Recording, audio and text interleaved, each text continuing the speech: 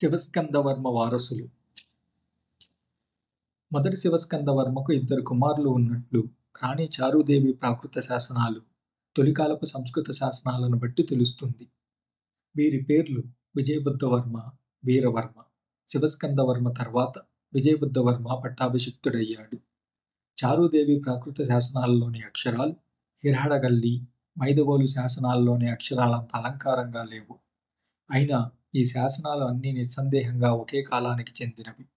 ఈ కారణంగానే విజయబుద్ధవర్మ శివస్కందవర్మ కుమారుడు, వారసుడు అని నిర్ధారించ వీలయ్యింది. విజయబుద్ధవర్మ క్రీస్తు శకం 275 ప్రాంతంలో పట్టాభిషిక్తుడై ఉండవచ్చు. మరణించే సమయానికి శివస్కందవర్మ వృద్ధుడు. అతడికి నడి వయస్సు గల కుమారులు, యుక్త వయస్కుడైన మనవడు ఉన్నాడు. వయోవృద్ధుడైన మొదటి శివస్కందవర్మ కాంచీలో పాలన సాగించగా, అతడి వారసుడు విజయబుద్ధవర్మ యువర మహారాజుగా దక్షిణ ఆంధ్రదేశాన్ని పాలించి ఉంటాడని భావించవచ్చు. ఆ కాలంలో విజయబుద్ధవర్మ రాజధాని ధాన్యకటక అయి ఉంటుంది. తాత సుదీర్ఘ పాలన, తండ్రి 10 ఏళ్ల స్వల్ప పాలన కారణంగా విజయబుద్ధవర్మ సింహాసనాన్ని అధిష్ఠించటం సాధ్యపడి ఉండవచ్చు. మొదటి శివస్కందవర్మ చిన్న కుమారుడు వీరవర్మ రాజుగా పట్టాభిషిక్తుడైనట్లు కనిపించదు. వీరవర్మ కుమారుడు అయిన విజయస్కందవర్మ శాసనాలలో ఎక్కడా వీరవర్మను మహారాజు బిరుదుతో ప్రస్తావించలేదు. వీరవర్మ గొప్ప సైనికుడు, భూమండలంలో ఏకైక యోధుడు, యుద్ధ భూముల్లో అసంఖ్యాక విజయాలు సాధించిన వాడని మాత్రమే పల్లవ శాసనాలన్నిటిలో వీరవర్మ గురించి పేర్కొన్నాయి. విజయబుద్ధవర్మ అతడి కుమారుడు బుద్వాంకుర పాలనా కాలం పలు యుద్ధాలతో సాగినది. యుద్ధభూమిలో పోరాడుతూ విజయబుద్ధవర్మ వీరమరణం పొందాడు.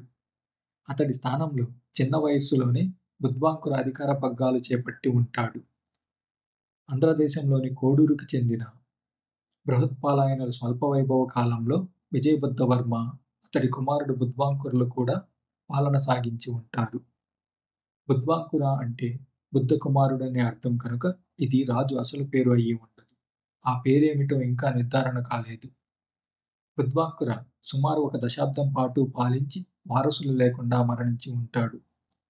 అందువల్లే అతడు మరణించాక బాబాయి వీరవర్మ కుమారుడు విజయస్కందవర్మకు రాజ్యాధికారం సంక్రమించి ఉంటుంది. మొదటి శివస్కందవర్మ మరణించిన వెంటనే ఆంధ్రదేశంలో మన్నేరు, కృష్ణానదుల మధ్య గల ఉత్తర భూభాగాలపై పల్లవుల అధికారం కోల్పోయారు. కొద్ది కాలమే మనుగడ సాగించినప్పటికీ శక్తిమంతమైన బృహత్పాలాయనుల వంశమే దీనికి కారణం. బృహత్పాలాయన రాజవంశానికి చెందిన జయవర్మ పేరు మాత్రమే లోకానికి తెలుసు. అతడి కొండముది ప్రాకృత తామ్రపత్రాల ఆధారంగానే అతడి పేరు తెలిసింది. విజయబుద్ధవర్మ, అతడి వారసుడు బుద్వాంకులకు జయవర్మ సమకాలికుడని భావించాలి.